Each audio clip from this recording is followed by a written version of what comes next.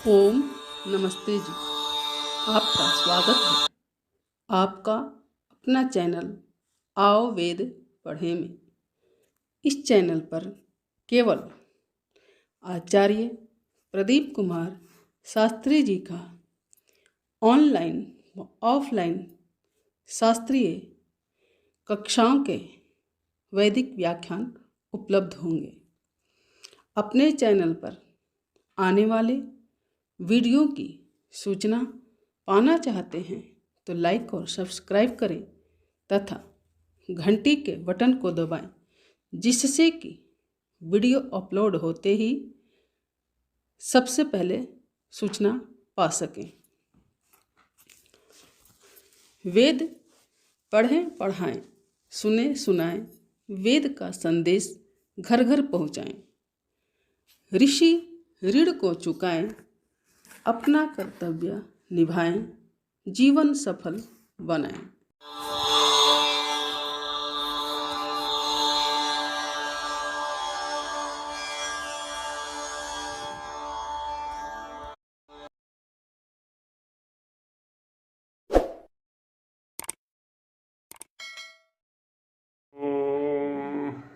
सहना भवतु सहनौ भुनक्तु सह वीर्यङ्करवावहै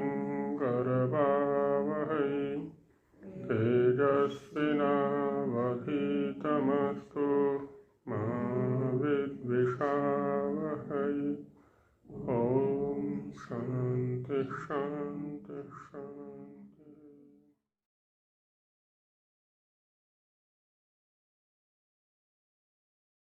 देवी हो गया था मेरा शक्ति।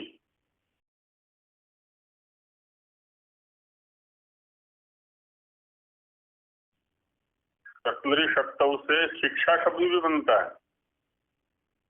एक तो शिक्षा शब्द शिक्ष विद्योपादाने से भी बनता है, विद्या का ग्रहण करना, ये भी शिक्षा होती है। और शिक्षा जो इस धातु से बनेगा शक्ति शक्तौ, उसका अर्थ होगा समर्थ होने की इच्छा, समर्थ होने की इच्छा। इस धातु से जो शिक्षा शब्द बनेगा शक्ति का सप्तमी एक वचन, जैसे मति का सप्तमी एक वचन मतौ बनेगा, ऐसे शक्ति शक्तौ माने शक्ति अर्थ में, शक्ति में माने शक्ति अर्थ में। हाँ, जो अर्थ का निर्देश है। गण संख्या ने, तो संख्या ने सप्तमी एक वचन हो गया। कहीं दो अर्थ होते हैं तो द्विवचन दे देते हैं, बहुत होते हैं तो बहुवचन दे देते हैं, ऐसा रहता है। हाँ, जो दूसरा वाला शब्द होगा ना, जो उसमें सप्तमी मिलेगी। हाँ, तो वहाँ अभिधेय में सप्तमी है कि इस अर्थ में, इस अर्थ में। हाँ, ऐसा रहेगा वहाँ पर।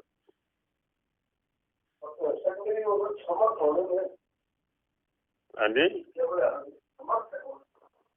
नहीं, मैंने कहा था कि इस धातु से शिक्षा शब्द भी बनता है। उसका अर्थ होगा समर्थ होने की इच्छा करना, जो इस धातु से बनेगा।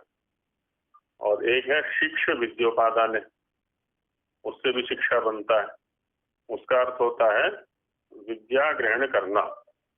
शिक्षा का मतलब हो गया विद्या ग्रहण करना, वहाँ उस धातु से।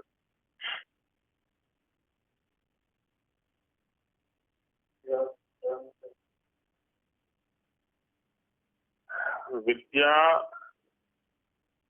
और शिक्षा में, विद्या जो है वो साधन के रूप में हम कह सकते हैं। और वो साधन जब हमारे आचरण में आ जाता है, माने साधन साधन के स्तर से लेकर के, जो साधन है वहां से लेकर के और उसको अपने आचरण में लाने तक को हम शिक्षा कह सकते हैं। जैसे लौकिक स्तर पर प्रयोग किया जाता है कि तुम इतने दिन गुरुकुल में रहे, तुमने क्या सीखा, क्या पढ़ा, है ना। ये प्रयोग ना करके वहां ये करते हैं कि क्या सीखा, माने तुम्हारे आचरण में तो कुछ है ही नहीं। या है ना, तुमने वहां रहते हुए बहुत कुछ सीखा है, अब वहां उसने वाणी से तो कुछ नहीं कहा, लेकिन आचरण उसको बता रहा है। तो ऐसा दिखता है धातु के प्रयोग से कि जब कोई वस्तु आचरण में आ जाती है ना, ज्ञान से लेकर के आचरण तक उतर जाती है, तो उसको हम शिक्षा बोल देते हैं या उस क्रिया को शिक्षा बोल देते हैं। और जो ज्ञान तक सीमित है तो उसको विद्या बोल देते हैं।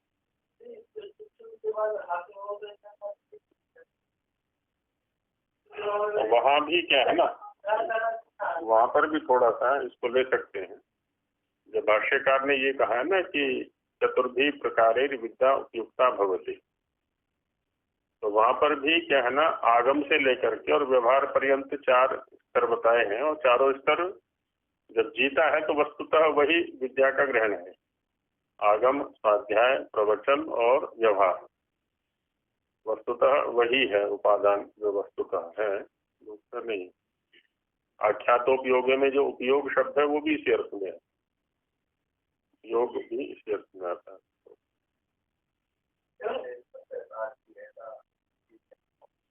सभ्यता हम उस क्रिया को कहते हैं जिनसे व्यक्ति दूसरों के साथ व्यवहार करता है, क्योंकि सभ्य का अर्थ होता है सभायाम साधु सभ्य।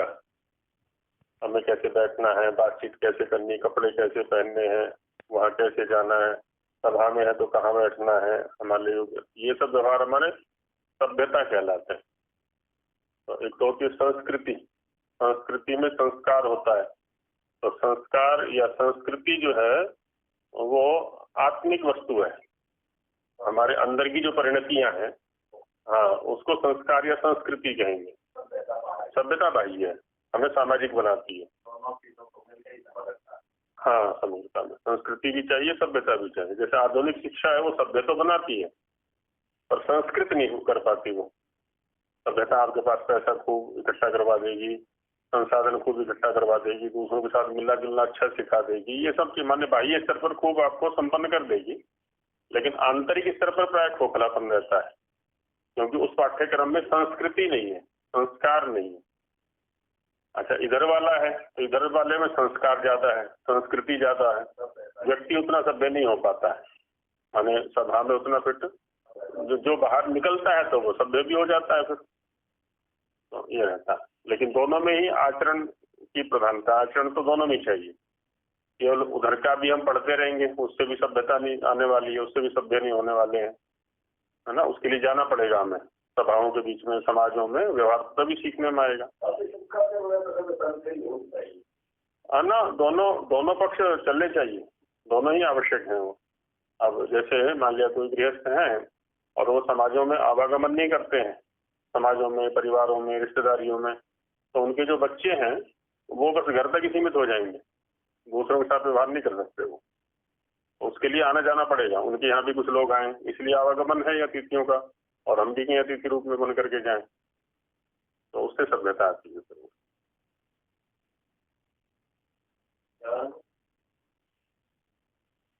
ज्ञान का मतलब होता है बुद्धि का उस रूप में विपरिणत होना, उसको हम ज्ञान बोल देते हैं, उसी को प्रत्यक्ष बोल देते हैं। किसी विषय के, बुद्धि का किसी विषय के आकार वाली होना। जैसे मैं वृक्ष को जानता हूँ का मतलब हुआ कि मेरी जो बुद्धि है वो वृक्ष के आकार वाली बन गई।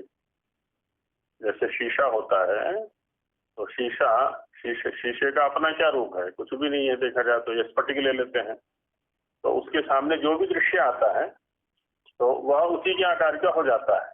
उसमें वृक्ष उसके सामने तो हरा हरा दिखाई पड़ेगा, गुलाब साथ में रख दें तो लाल लाल दिखाई पड़ेगा, या जो भी है। तो इसको स्फटिक या शीशे के स्तर का ज्ञान कह सकते हैं। यही स्थिति बुद्धि की भी है। इंद्रियों के माध्यम से कुछ दृश्य या श्रव्य या जो भी उनके विषय हैं, हमने उनको पकड़ करके उनके पीछे बुद्धि बैठी हुई है, बुद्धि उसी के आकार वाली हो जाती है। बुद्धि का तदाकाराकारित होना, बुद्धि का उसके आकार के आकार वाली होना, ये उसको ये ज्ञान बोल दिया जाता है, इसी का नाम ज्ञान।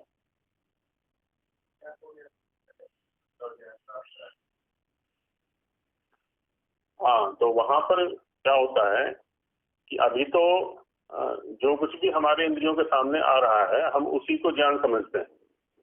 तो ये विद्यापूर्वक गति नहीं है हमारी।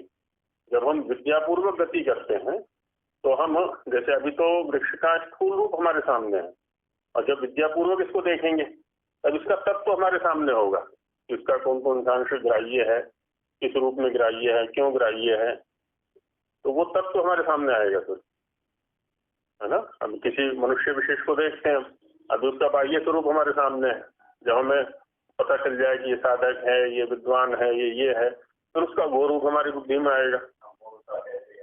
हाँ हाँ हाँ, जो भी है, तो उसका वो जितना जितना ज्ञान करेंगे उतना उतना जो उसका स्वरूप है वो एक तत्व की ओर चला जाता है, हमारे स्तर पर जाएगा वो। हाँ हाँ बिल्कुल। हाँ, इसलिए योग वाले क्या कहते हैं, दुखम एवं सर्वम विवेकिना। तो विवेकी माने वो हर चीज को विवेचन करके देखता है ना। हे उपादेय बुद्धिमान, हर चीज में हे उपादेय बुद्धि रहती है उसकी, ये ग्राह्य है कि अग्राह्य है, ये उचित है कि अनुचित है, हर जगह देखता है वो। और ये छोटी छोटी चीज में भी, हर क्रिया में, हर द्रव्य में वो उसकी ये बुद्धि रहती है। तो हर चीज को वो दुख का कारण समझता है, तो इंद्रिय बुद्धि हो ही नहीं पाती उसकी बेचारे की, वहीं रहता है।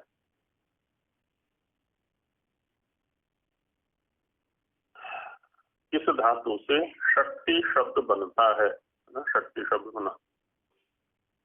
यह सर्वम जगत कर्तुम शक्नोति स शक्ति, जो संपूर्ण जगत को करने के सामर्थ्य वाला है। कर्तुम शक्नोति माने करने के सामर्थ्य वाला है, इसलिए उसको शक्ति बोलते हैं। तो शक्नोति की शक्ति कर्ता में कर दिया यहाँ पर। अब इन सभी शब्दों को वैसे ही देखेंगे जैसे कल भी शब्द आया था ना हमारा, इसी से मिलकर जुलता, भाव साधन था, वो मुक्ति था, कौन सा चिति, हाँ चिति शब्द था ना जैसे। तो जैसे चिति भी भाव साधन था हमारा, सामान्य रूप से व्याकरण हो गया यहाँ पर, तो वे गुणवचन तो बोलो वक्तव्य, ये करना पड़ेगा यहाँ पर भी। तो ऐसी शक्ति ही अस्यास्ती शक्ति, शक्ति जिसके पास है तो वो उसको शक्ति बोल दिया हमने, मतलब प्रलोक करके। नहीं तो शक्तिमान, बाह्य स्तर पर हम शक्तिमान बोल देते हैं, और ईश्वर के स्तर पर हम शक्तिमान भी कह सकते हैं और शक्ति भी कह सकते हैं, दोनों शब्दों का प्रयोग कर सकते हैं। जैसे उधर हमने कहा ना आनंद स्वरूप, चेतन स्वरूप आदि आदि, हाँ वो शक्ति स्वरूप है ना, वो साक्षात शक्ति ही है। माने उसके पास शक्ति का इतनी अधिकता है कि वो शक्तिमान नहीं, वो शक्ति ही है। हाँ हाँ सारी वो शक्ति ही है उसमें।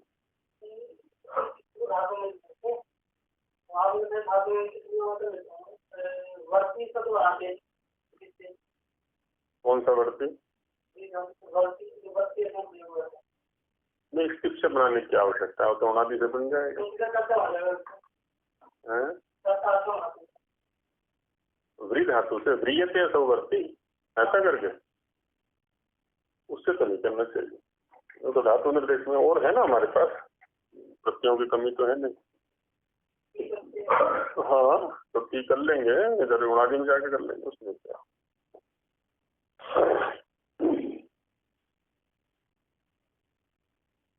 जो सब जगत के बनाने में समर्थ है, इसलिए उस परमेश्वर का नाम शक्ति है। हम अपने आसपास शक्ति देखते हैं, अब हर चीज में क्या है ना, वो दो दृष्टियां बनती हैं हमारी, एक सातिशय और दूसरी निरतिशय। ईश्वर के अतिरिक्त जहां भी हम देखेंगे तो सातिशय माने उससे अधिक, उससे अधिक, उससे अधिक, अतिशय अधिकता है ना। मेरे अंदर एक शक्ति है, मेरे से ज्यादा उसमें है, उससे ज्यादा उसमें है, उससे ज्यादा उसमें है, तो यह न्यूनाधिकता है ईश्वर के अतिरिक्त सभी के अंदर। हाँ, वो ऐसा है जिससे अधिक और है ही नहीं, तो वो निरतिशय उसको बोल देते, जहाँ पर अतिशय नहीं है माने अधिक नहीं है। अब वहाँ अधिक या कम शब्द का भी व्यवहार हम नहीं कर सकते। हाँ, उसमें अधिक या कम का व्यवहार करें ना, उसके सापेक्ष को दूसरा खड़ा हो। हम अपने आप को खड़ा करके तो देख सकते हैं कि हमारी अपेक्षा बहुत ज्यादा है ना, या उसकी अपेक्षा हमारे अंदर कम है। लेकिन जब केवल ईश्वर का ही विवेचन करने चलेंगे तो वहां ना अधिक है ना न्यून है, वहां कैसे कहेंगे उसको। तो उसको विरति से अकेला वही है, अकेला वही है।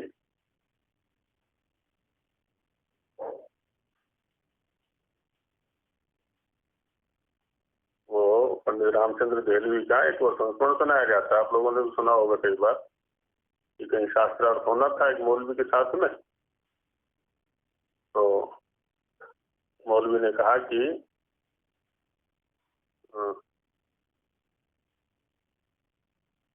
जहाँ तुम्हारा राम खत्म होता है वहां से हमारा मोहम्मद शुरू होता है, ऐसा कुछ आता है संस्मरण। मौलवी ने कहा उनसे कि जहाँ तुम्हारा राम समाप्त होता है वहां से हमारा मोहम्मद शुरू होता है।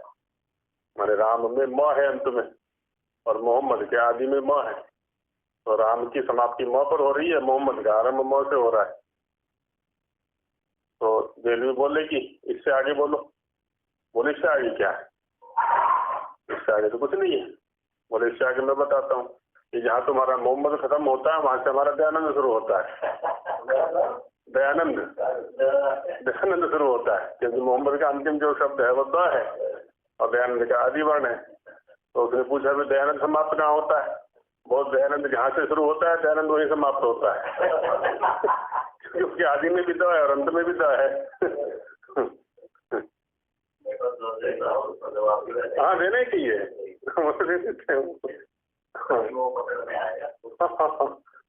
बोले दयानंद का आदि और अंत एक ही है।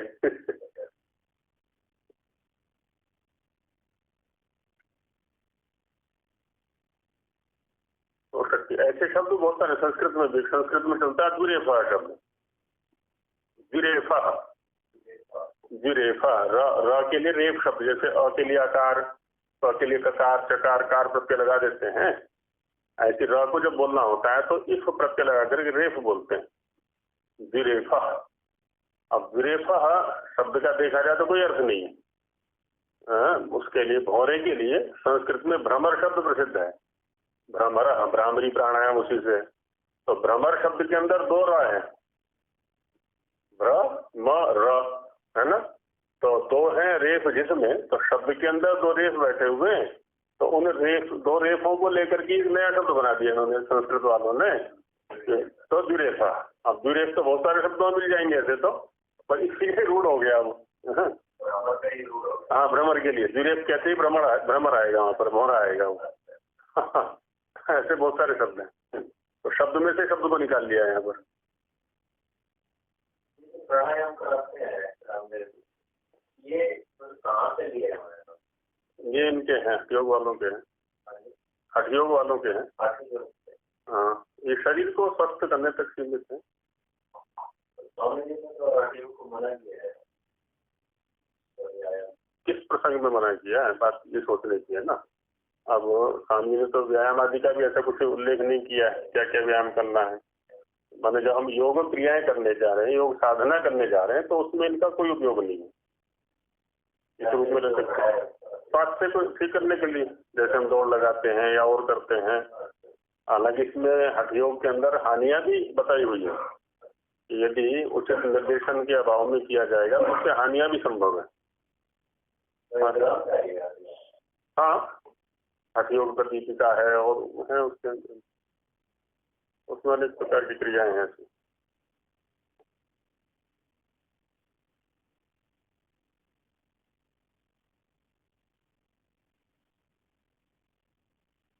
प्राणायाम करते समय बंधों का ग्रहण करते हैं प्राय।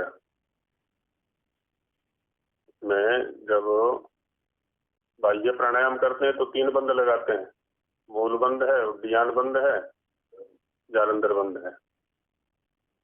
और जब आभ्यंतर करेंगे तो वहाँ उद्यान ये तो नहीं लग पाएगा, मध्य वाला जो है उद्यान, जालंधर और मूल बंध उसमें लगाते हैं। तो मैंने पूछा 2-4 से कि इसका बंध लगाने का प्रयोजन क्या है, तो आप लोगों के सामने आया है कभी बंध जो लगाते हैं प्राणायाम, तो क्यों लगाना चाहिए? हाँ, वर्णन तो करते हैं। तो मैंने एक चीज देखी कुछ, क्योंकि मेरा प्राणायाम तो लगभग चल रहा है 35 साल से, तो उसमें आर्यविदल में थे तो वहीं सीख लिए थे, और फिर वो अभ्यास में आ गया, व्यायाम भी और प्राणायाम भी। बंद का लेकिन उस समय संकेत नहीं किया था किसी ने कि बंद भी लगाने हैं, बस प्राणायाम का था कि सांस भर कर बैठ जाओ या सांस को बाहर फेंक करके बैठ जाओ, आदि आदि करके ऐसे बताते थे। तो मैंने अपने ऊपर एक कुप्रभाव देखा इसका, बंद न लगाने का, कि जो अपान है वो कमजोर पड़ जाता है। मतलब मुझे अनुभव हुआ इसका, यदि क्योंकि संकोच होगा उसमें, यदि वो करेंगे क्या कहते हैं मूलबंद लगाएंगे हम तो संकोच होगा, और नहीं करेंगे तो संकोच नहीं होगा उसका। हाँ खुलेगा तो वो कमजोर पड़ता है, ऐसा व्यक्तिगत जो अनुभव हुआ है ना वो देखा है।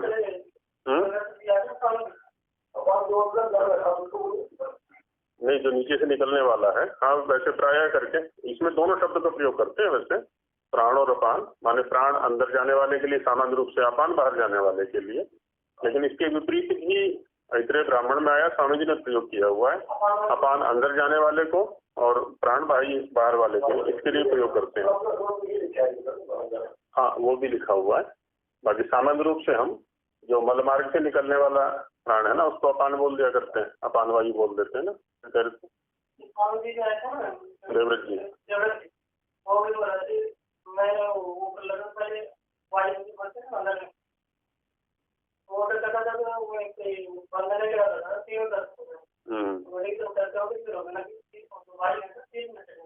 हाँ हाँ, तो वही हो सकता है।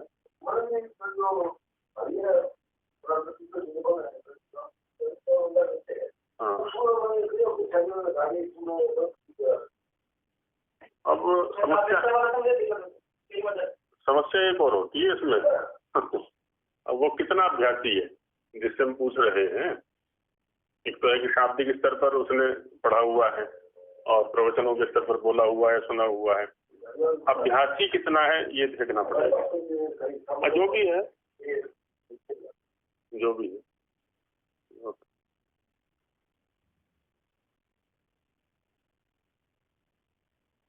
श्री सेवायाम, इस धातु से श्री शब्द सिद्ध होता है, इससे श्री बन जाएगा श्री सेवायाम से। श्री शब्द सामान्य है, अब विशेष में जाते हैं हम, लिंग विशेष में तो श्रीमान और श्रीमती का प्रयोग कर देते हैं, विवाहितों के लिए ही प्रयोग करते हैं। वैसे ऐसा कोई संबंध नहीं है कि विवाहितों के लिए प्रयोग किया जाए, क्योंकि जिसके पास भी श्री है, स्त्रीलिंग या पुल्लिंग, तो श्रीमान या श्रीमती शब्द उसमें प्रयोग होना चाहिए। लेकिन ये भी क्या है ना, योग रूढ़ जैसा हो गया है कि हाँ माने विवाहित स्त्री पुरुषों में ही श्रीमान या श्रीमती शब्द का प्रयोग करते हैं, अन्यथा श्री शब्द का प्रयोग कर देते हैं, चाहे महिला है चाहे पुरुष है। महिला के लिए सुश्री लगा देते हैं, वहां पर ज्यादा करते हैं। तो इस धातु से श्री शब्द सिद्ध होता है। यह श्रीयते सेव्यते सर्वेण जगता विद्वद्भिर योगिभिश्च स श्री ही ईश्वर। तो जो श्रीयते अर्थात सेव्यते, जिसका सेवन सर्वेण जगता, संपूर्ण जगत के द्वारा किया जाता है। सर्वेण जगता सेव्यते, संपूर्ण जगत के द्वारा जिसका सेवन होता है।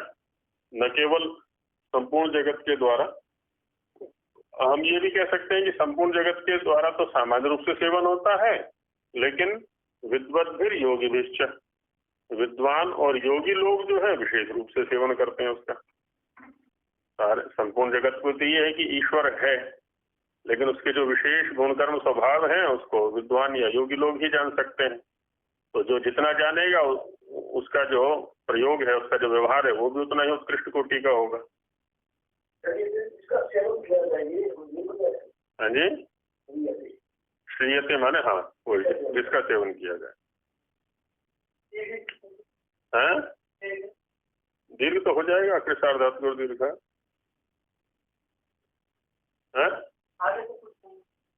कहाँ के लिए कह रहे हैं? अच्छा यहाँ पदांत में आकर के, पदांत में आकर के कर देंगे अगर दीर्घ, रोरुभ्या दीर्घ का पर कर लो। जाएगा, रोरुब्धा दीर्घ का, क्योंकि धातु के को दीर्घ करता है पदांत में वो।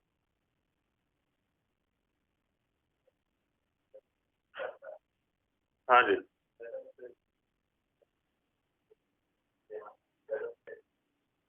नहीं उसमें इस रूप में ले रहे हैं हम इसको, जैसे उधर कहा कि ईशावास्यम इदम सर्वम। हाँ, एक तो होता है जैसे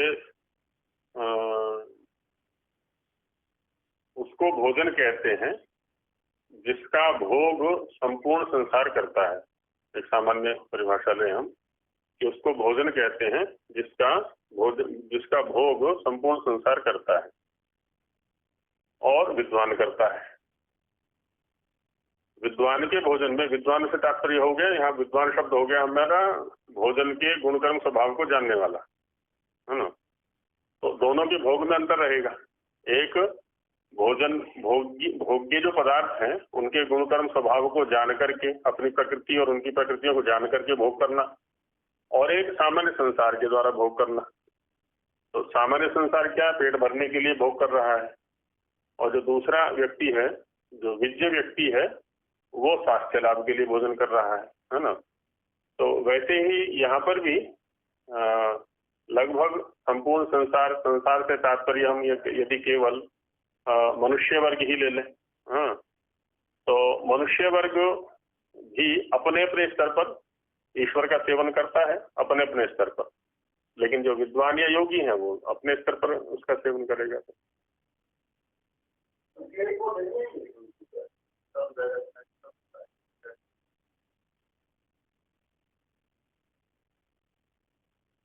नहीं ले तो सकते हैं, उसमें कोई उस स्तर पर यदि हम लेंगे तो उस स्तर पर इस रूप में लेंगे।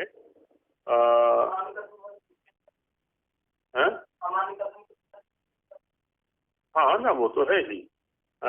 यहाँ पर सेवन इस रूप में हो जाएगा क्योंकि उसकी सत्ता के बिना इनकी स्थिति नहीं हो सकती। जैसे दार्शनिकों के यहाँ पर कारण कई प्रकार के होते हैं, तो उनमें से एक होता है साधारण कारण।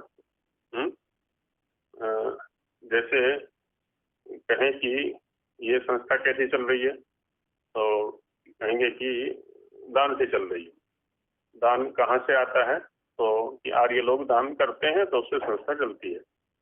अब इस व्यवहार में ईश्वर कहीं भी बीच में नहीं है ना। जबकि ईश्वर ना हो बीच में तो ये व्यवहार ही नहीं चल पाएगा। तो ईश्वर क्योंकि सभी व्यवहारों में निमित्त बना हुआ है, तो उसको हम क्या ना साधारण कारण कोटि में डाल देते हैं कि वो तो सब जगह है ही।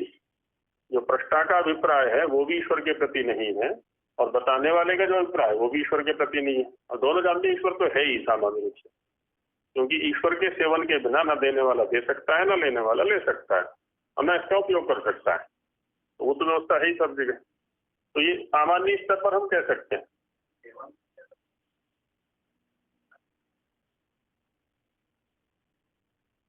सेवन से तात्पर्य यहाँ इस ईश्वर के प्रसंग में ये हो जाएगा कि उसकी सत्ता का आश्रय लेकर के अपनी सत्ता में रहना, ऐसा भी ले सकते हैं यहाँ पर सेवन।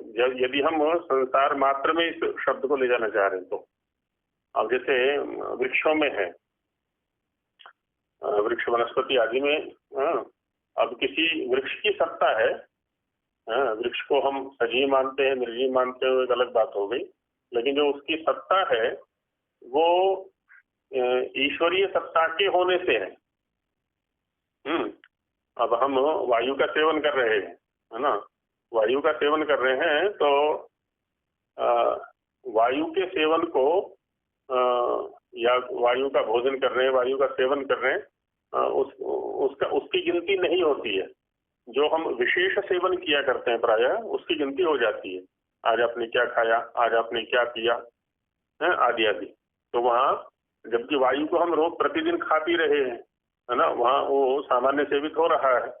तो ठीक इसी प्रकार से यहाँ पर भी क्या होता है ना, हमारी गिनती में प्रायः विशेष की ही हुआ करती है, सामान्य गिनती नहीं होती है। अब ईश्वर का जो सेवन है वो किया किस प्रकार से जा सकता है, उसमें हम ये देख लें, चाहे योगियों के द्वारा सेवन है, विद्वानों के द्वारा सेवन है, या सामान्य व्यक्ति के द्वारा सेवन है ना। वो क्या करेगा, वो उसके गुण कर्म स्वभाव का चिंतन करेगा और उनको अपने अंदर धारण करने का प्रयास करेगा, ये उसका सेवन है, योगी का या विद्वान का। और यहाँ जो विद्वान या योगी के अतिरिक्त जो दूसरे वो हैं मनुष्य हैं, अब उनके स्तर पर जो उनको बताया जाएगा विद्वान या योगियों के द्वारा, तो जो बताया जाएगा उनका जो बुद्धि स्तर वह काम करेगा, उस स्तर पर वो सेवन करेंगे। वो शब्द कीर्तन है या जप कीर्तन है, जो कुछ भी है वो उस रूप में ले लेंगे।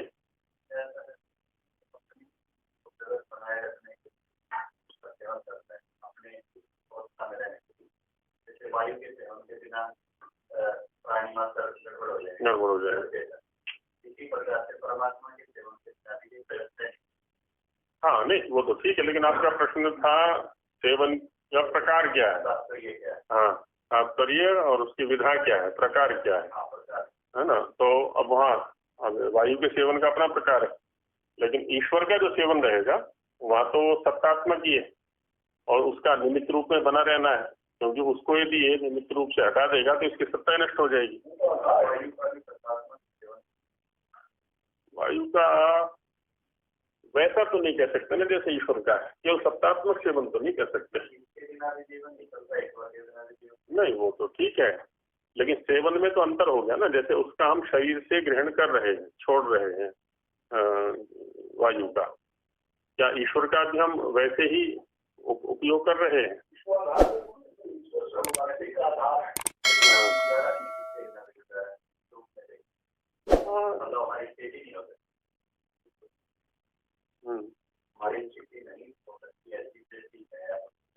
हाँ हाँ थोड़ा सा ऐसे भी ले सकते हैं जैसे एक व्यवस्थापक का सेवन करती है। कैसे करती है? एक कोई व्यवस्था चल रही है तो वो व्यवस्थापक का सेवन कर रही है, माने व्यवस्थापक के निर्देशन में चलना, यही व्यवस्था के द्वारा व्यवस्थापक का सेवन हो गया, क्योंकि उस व्यवस्थापक के बिना वो व्यवस्था नहीं चल सकती। हाँ आधार भी ले सकते हैं, हाँ ना वो तो है, लेकिन बात ये कि यहाँ सेवन शब्द को व्याख्या करना चाह रहे हैं।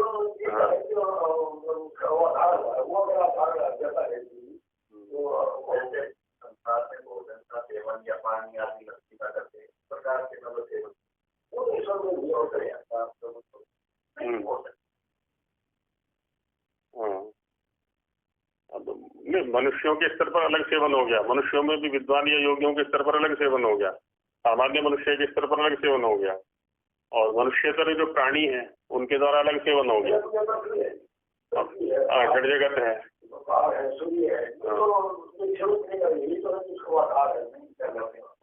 हाँ तो यहाँ सेवन वही मैं कर रहा था ना, जैसे एक व्यवस्थापक के द्वारा एक व्यवस्था दी गई है, हम यही कहेंगे कि ये जो व्यवस्था है ना वो व्यवस्थापक का सेवन कर रही है, माने उसके अधीन चलना है ना, बस यही उसका सेवन हो गया वहां पर, ये रखना पड़ेगा।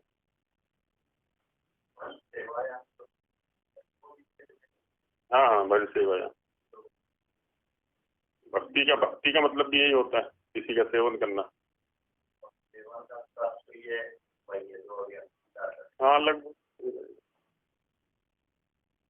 भाग शब्द का प्रयोग करते हैं, भाग विभाग, तो विभाग हम उसको कह देते हैं, है ना। जैसे ये पुस्तक है, पुस्तक का एक पृष्ठ उसका भाग है, तो पुस्तक तो इस समुदाय का नाम हो गया, और इस समुदाय का वो पृष्ठ एक अवयव है, वो इसका सेवन कर रहा है, वो इसके अवयव भूत में रहते हुए, है ना, इसका भाग बना हुआ है, इसका सेवक बना हुआ है, इसको हम सेवक भी बोल सकते हैं, हिस्सा है। हाँ तो इसी रूप में उसका सेवन हो गया वो। हाँ हाँ हाँ तो ऐसा वो सेवन हो गया वहाँ पर, वो भाग ऐसा प्रयोग कर सकते हैं।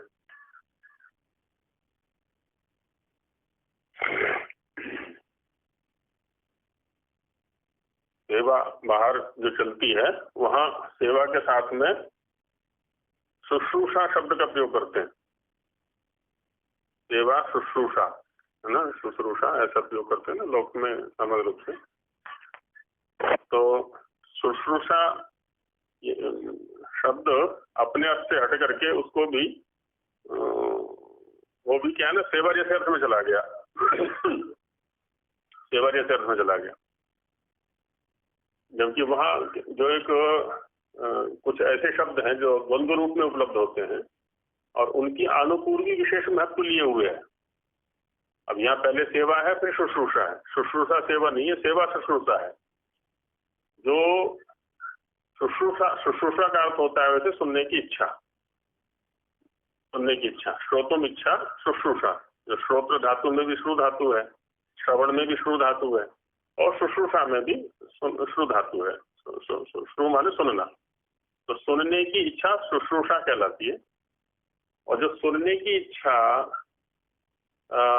सुनने की इच्छा का जो वास्तविकता है वो सेवा के ऊपर आधारित है। जब तक हम सेवा नहीं करेंगे ना किसी की, तब तक शुश्रूषा परिणत ठीक से नहीं होगी। वो औपचारिकता सी रहेगी वहां पर। तो सेवा इसलिए गुरु के या आचार्य के समीप में रह करके जो है ना शुश्रूषा की जाती है अंत्यवासी के द्वारा। तो वहां पहले सेवा है, क्योंकि सेवा में क्या होता है, सेवा कह लें, सेवन कह लें, उसमें क्या होता है कि आत्मीय संबंध स्थापित होता है।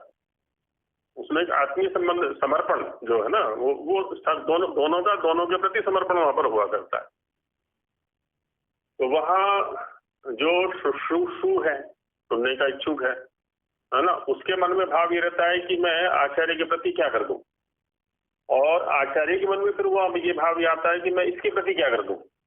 और जब तक ये तादात्म्य संबंध नहीं बनेगा तब तक वो शुश्रूषा का आनंद नहीं आता, आ ही नहीं सकता वो, है ना। फिर औपचारिकता सी रहती है वहां पर। तो दोनों के प्रति समर्पण होना अत्यंत अनिवार्य है वहां पर, और वो सेवा पूर्वक आएगा, है ना। सेवा शुश्रूषा, इसलिए वहां शुश्रूषा को सेवा के साथ जोड़ा हुआ है, कि सेवा पूर्वक शुश्रूषा है।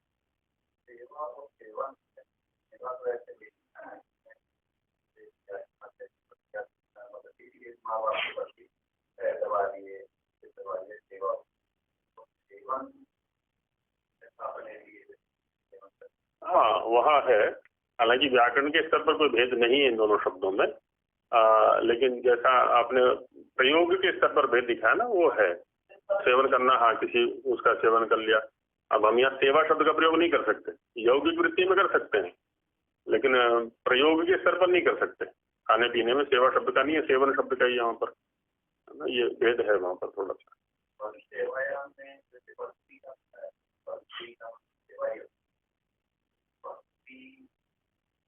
परमात्मा सेवा तो हमारी कर रहा है, हम परमात्मा की सेवा। वहाँ होता क्या है वैसे कि जो सेवन के योग्य है, अब किसी भी शब्द का जब हम अर्थ करने चलते हैं तो उसके लिए क्या है ना, हमें कहीं एक स्थान पर खड़ा होना पड़ता है। हालांकि यहाँ सेवन दोनों का कर रहे हैं, ईश्वर हमारा कर रहा है और हम ईश्वर का कर रहे हैं, लेकिन बात यह है कि हम बस इसलिए हमें हर व्याख्या हमें अपने स्तर पर खड़े होकर करनी पड़ती है कि हमारे स्तर पर भक्ति क्या है।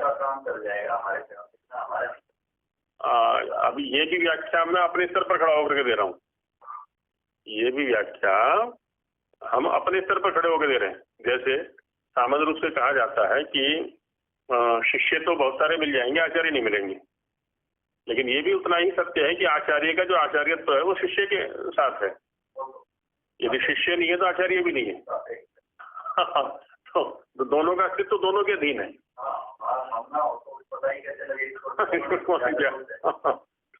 तो दोनों का, हाँ दोनों का। अच्छा, ये चीज इसलिए भी व्यर्थ सी हो जाती है हमारे चिंतन का विषय बनना, क्योंकि ये जो व्यवस्था है वो नित्य है।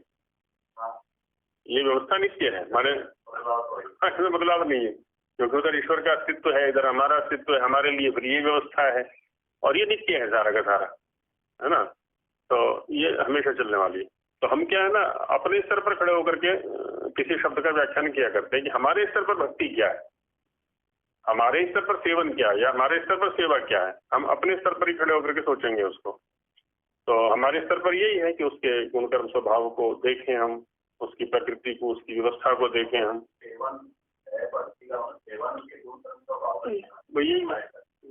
यही हर चीज के स्तर पर सेवन है, फल का सेवन अपने ढंग का है ना। जैसे आप करिए तो गुणों को ही तो लेते हैं, कोई हाँ। पानी और दूध आदि को लेते हैं। हाँ हाँ हाँ, यही गुणों का सेवन यही है। माता पिता का सेवन है, वही। वहां पर भी सेवा शुश्रूषा, माता पिता की सेवा करें तो वहां से अनायास पुत्र के लिए या सेवक के प्रति वो शब्द निकलेंगे, फिर वहां से अनायास निकलेंगे, जैसे आशीर्वाद में निकलते हैं ना, तुम लंबे रहो ये रहो,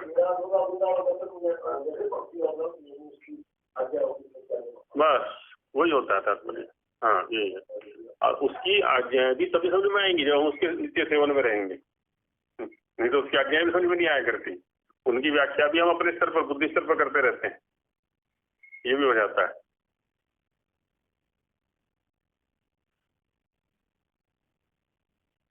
जिसका सेवन सब जगत विद्वान और योगी जन करते हैं, संपूर्ण जगत भी करता है, विद्वान और योगी जन भी करते हैं, उस परमात्मा का नाम श्री है, इसलिए उसको श्री कह देते हैं।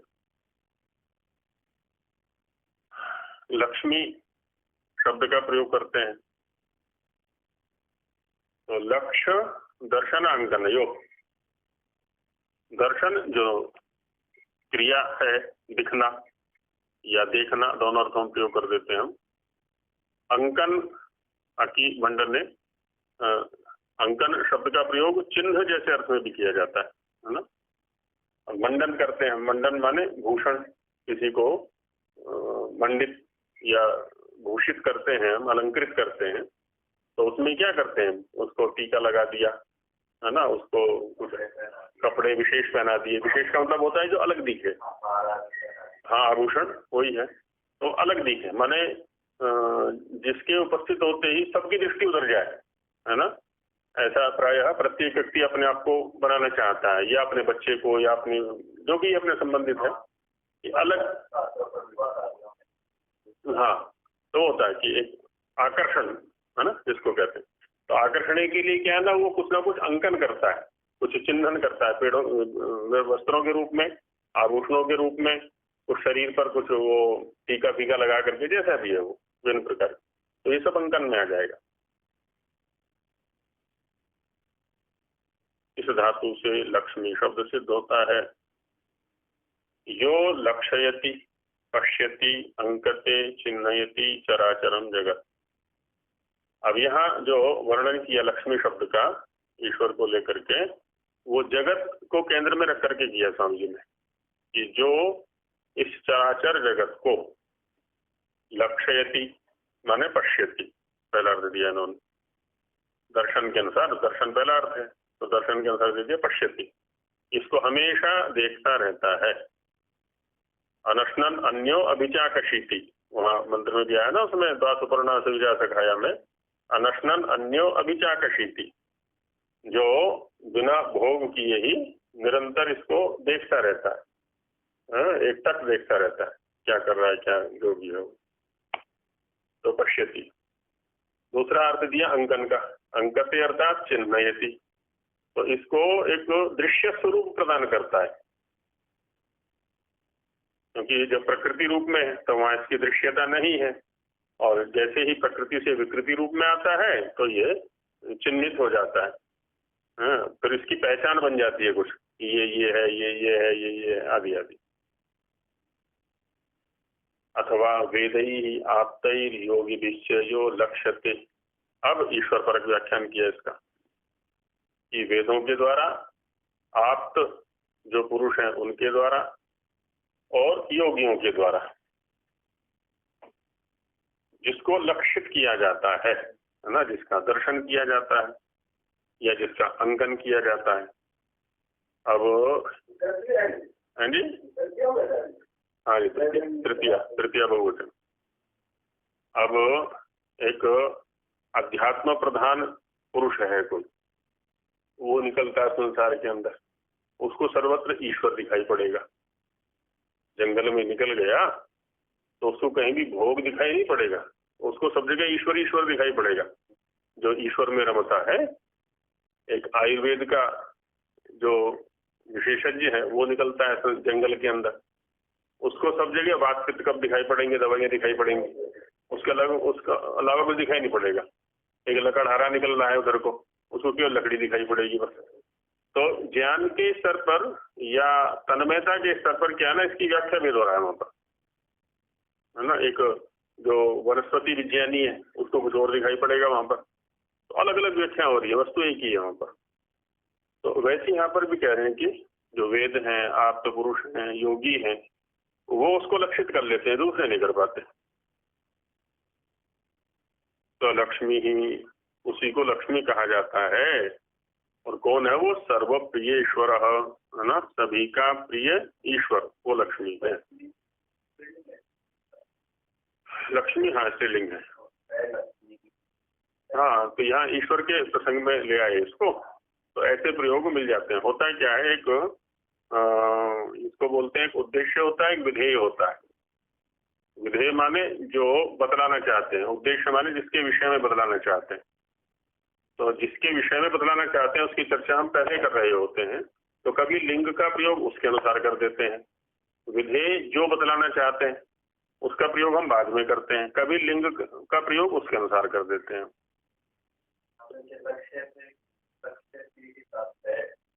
पीछे हाँ नहीं, पीछे क्या ना, यो लक्ष्यते, पहला जो हाँ अब ये स का जो प्रयोग है ना, य के सापेक्ष कर दिया, पीछे य का प्रयोग कर दिया ना, यो लक्ष्यते। वेदै ही आपते योग विश्य यह लक्ष्यते सह, तो उसके अनुसार स शब्द का प्रयोग कर दिया। पहले वाले का आ गया तो, और स को यदि लक्ष्मी के साथ लगाएंगे तो फिर सा बन जाएगा वो। तो दोनों तरह से प्रयोग हो जाता है। तो सर्व प्रिय ईश्वर, जैसे बाहर की लक्ष्मी को हर कोई चाहता है, मेरे पास रहे मेरे पास रहे, तो वैसे वो भी जो सब चराचर जगत को देखता, हाँ सबको हमेशा देखता रहता है वो। चिन्हित अर्थात दृश्य बनाता, है ना, उसको दृश्य रूप में लाता है वो। जैसे दृश्य रूप में आता है तुरंत उसकी पहचान हो जाती है, बिना उसके पहचान नहीं।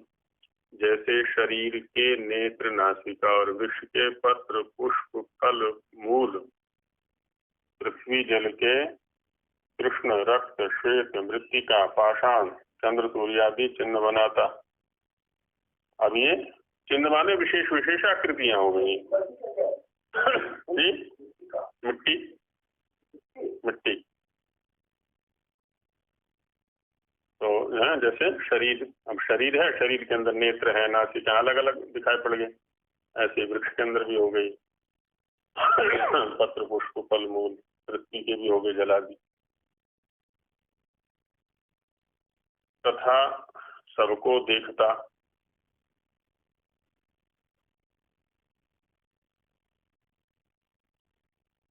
हालांकि देखना क्रिया पहले आ चुकी है,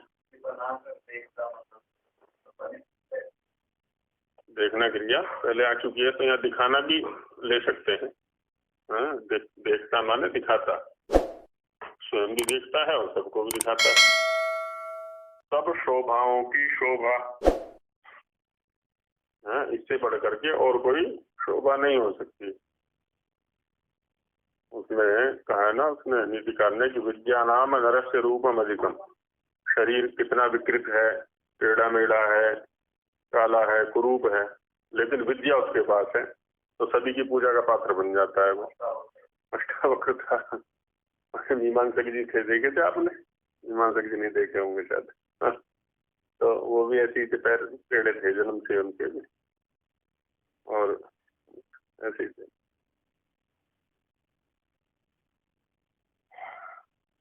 तो सब शोभाओं की शोभा, ऐसे ही जिसके पास ईश्वर होता है ना, तो वो भी सबसे ज्यादा सुशोभित हो जाता है। और जो वेदादि शास्त्र व धार्मिक विद्वान योगियों का लक्ष्य, सारे वेदादि शास्त्र भी उसी को कहना चाहते हैं, और जो धार्मिक विद्वान और योगी हैं वो भी, उनका भी लक्ष्य यही है।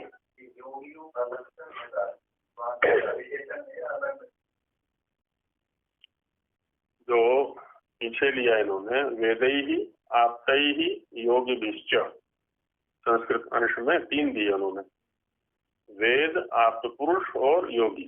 तो वैसे यहाँ पर भी ले लें, पहले वेदादि शास्त्र हो गए, फिर धार्मिक विद्वान। आप्त पुरुष का स्वामी जी जो अर्थ करते हैं ना, वो धार्मिक विद्वान किया करते हैं, और योगी, इनका लक्ष्य अर्थात देखने योग्य है कि किसी प्रकार से उसके दर्शन हो जाएं, या केवल ये ही उसका दर्शन कर सकते हैं, माने वेद के माध्यम से ही उसका दर्शन हो सकता है, धार्मिक विद्वान ही उसका दर्शन कर सकता है, योगी ही उसका दर्शन कर सकता है और कोई नहीं कर सकता। इससे लेकिन सबके देखने योग्य नहीं, केवल इन्हीं के देखने योग्य, और कोई साधन नहीं है, वेद ही साधन है। इस रूप में लेके चलेंगे। इससे उस परमेश्वर का नाम लक्ष्मी है, इसलिए उसको लक्ष्मी कहा जाता है।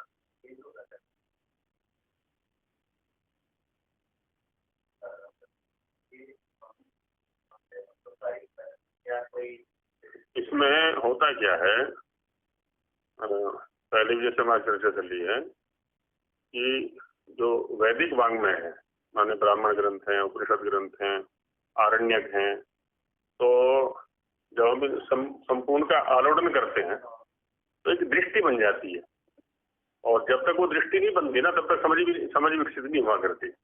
तो स्वामी जी की वो दृष्टि बनी हुई है, वेद भाष्य में भी दृष्टि का काम कर रही है वहां पर सब जगह। हाँ, तो फिर बस वो जो भी शब्द निकलेंगे ना तो हाँ वो वैसे ही निकलेंगे, फिर वो परंपरा निकलती है। हाँ, फिर वो ऐसे ही निकलता है। हाँ पूरी परंपरा के साथ, हाँ, पूरी परंपरा उसके साथ रहती है। और यहाँ स्थापना प्रथम समोल्लास के अंदर स्वामी जी का जो वो है ना लक्ष्य है, वो ये भी है क्योंकि इन शब्दों के माध्यम से संसार में बहुत सारे भगवानों की कल्पना हो चुकी है, और वहां से हटा करके फिर ईश्वर में लेके आना है इनको सबको, ये वहां काम कर रहा है।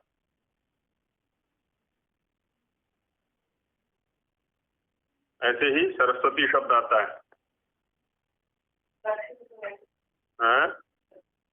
लक्ष्य न्यत कर दो बस, उसमें क्या है, होनी नहीं है, लक्ष्य बनेगा और क्या, रियल और न्यत।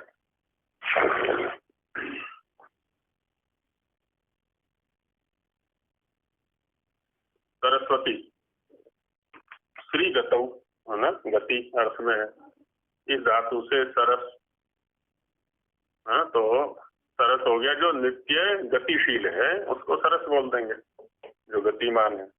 अब सर का अर्थ तालाब ले लेते हैं हम, तड़ाग तालाब ले लेते हैं, तो ये ऐसा कुछ तालाब रखना पड़ेगा जो नदी के किनारे है ना, इसमें हमेशा जल भरा रहता है लेकिन वो गतिशील भी है, ऐसा कुछ रखना पड़ेगा। हाँ, निरंतर है, वो है, ऐसा कुछ रखना पड़ेगा। एक तो है रुके हुए जल वाला तालाब, झरना एक अलग चीज है, लेकिन हाँ वहाँ पर था तो वही अर्थ आ रहा है अभी। हाँ, तो झरना तो एक अलग चीज होगी, लेकिन झरने में क्या है ना, वहाँ सरह शब्द का प्रयोग नहीं है, कहीं जो रुका हुआ जल है प्राय उसके लिए प्रयोग कर देते हैं, तो नदी के किनारे इसको लेना पड़ेगा, तो वो जल हमेशा बना भी रहता है वहां पर, और उसमें हमेशा गति भी बनी हुई है, ऐसा कुछ रखना पड़ेगा। इससे मतुप और नी प्रत्यय होने से सरस्वती शब्द सिद्ध होता है ना। मतुप हुआ तो सरस्वान और नीप हुआ तो सरस्वती। सरो विविधम ज्ञानम विद्यते यस्याम चितौ सा सरस्वती। अब चिति शब्द का परमेश्वर के लिए पीछे प्रयोग आया था, और बिना चिति के चिति शब्द इसलिए दिया स्वामी जी ने कि बिना चिति के ज्ञान नहीं हो सकता, बिना चेतनता के ज्ञान नहीं हो सकता है, जड़ वस्तुओं में ज्ञान नहीं होता है, इसलिए चिति दे दिया यहाँ पर कि सर अर्थात विविध ज्ञान जिसके अंदर है, जिस चिति में है, तो उसको सरस्वती बोल देते हैं। इसलिए सन्यासियों के साथ भी सरस्वती शब्द का प्रयोग किया जाता है। अब जिसके पास विविध ज्ञान नहीं है तो वो सरस्वती कैसे कहलाएगा, केवल ऐसे ही लाल कपड़े पहन लिए हैं तो उसको सरस्वती कैसे कह देंगे।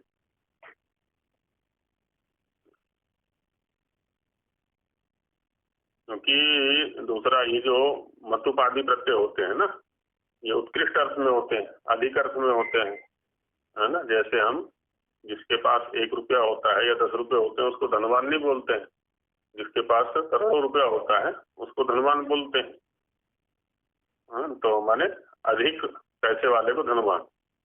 ऐसे ही हर व्यक्ति को हम रूपवान नहीं बोलते। जिसका अच्छा रूप होता है उसी को रूपवान बोलेंगे। हर व्यक्ति को ज्ञानवान नहीं बोलते। ज्ञान तो सबके पास है, रूप भी सबके पास है, लेकिन जिसके पास उत्कृष्ट कोटि का ज्ञान होता है उसी को ज्ञानवान बोलते हैं। वही काम यहाँ भी होगा। सरस्वती शब्द का जब हम प्रयोग कर रहे हैं, सरस्वती या सरस्वान, तो यहाँ उत्कृष्ट कोटि का ज्ञान होना चाहिए, तभी हम उसको सरस्वान या सरस्वती कहेंगे, नहीं तो नहीं कह सकते।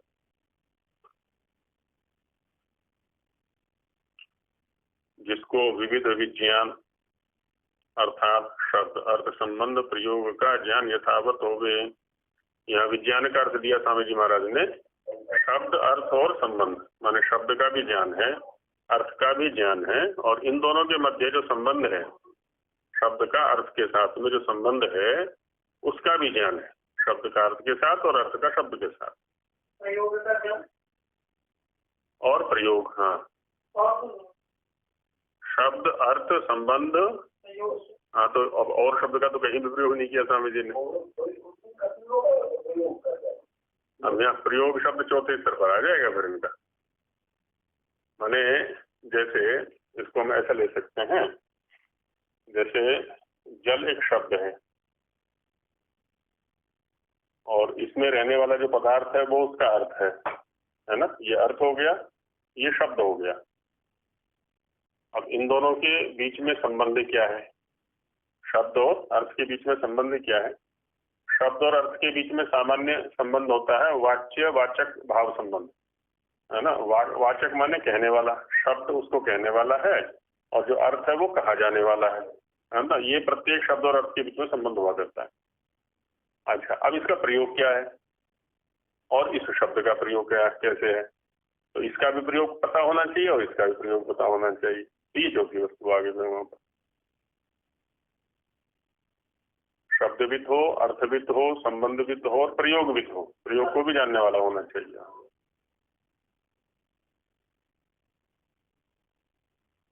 भाष्यकार ने भी कहा है शब्द ज्ञान पूर्व के प्रयोग। कोमा तो नहीं, कोमा देखिए ना, आरंभ से कहीं भी नहीं लगाया ना, शब्द पर लगाया, लगा रखा उसमें, संबंध पर नहीं है। तो संबंध और प्रयोग के बीच में कुछ कोई चिन्ह नहीं दिया है ना। हाँ हाँ, तो नहीं, संबंध और प्रयोग एक वस्तु तो नहीं है, इसलिए विशेषण विशेष्य भाव संबंध तो नहीं बनेगा इनका। एक वस्तु होते तो विशेषण विशेष्य भाव संबंध बन जाता, इसलिए रखना तो अलग ही पड़ेगा।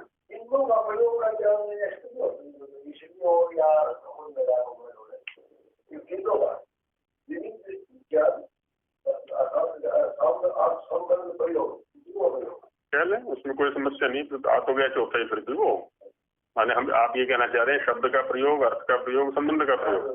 हाँ, तो हो तो गई चौथी वस्तु फिर भी वो। हमने शब्द एक वस्तु मानी, अर्थ एक वस्तु मानी, संबंध एक, अब इन तीनों का प्रयोग, ये चौथी वस्तु हो गई।